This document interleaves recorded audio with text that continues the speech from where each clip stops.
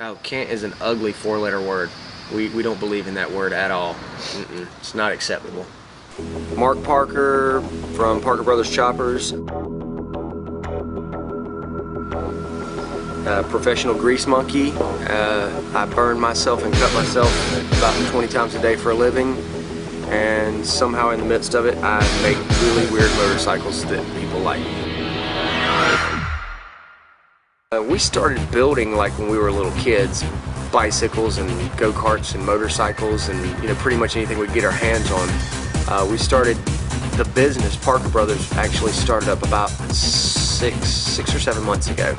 The replica that we did from the latest Batman movie, that one's kind of the one that really put us out there to doing the really strange stuff. Before that it was just regular bikes like everybody else was doing, and we had success with it, but the really unique and weird stuff seems to be best for us.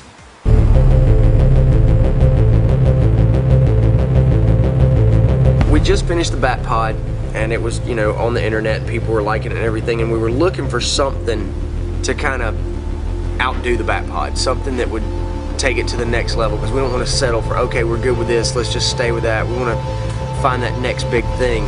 And we saw a couple of pictures online of the previews from the movie and everything, and found out that they'd never actually used bikes in the movie. It was all CGI and whatnot, because everybody said it was an unbuildable bike. So right there, that's all we needed to hear. If it can't be built, we've got to build it. So any kind of challenge like that just drives us. So we sat down and started sketching some stuff out on paper, getting some dimensions, and took us about a half hour. We had the whole bike designed and started building it.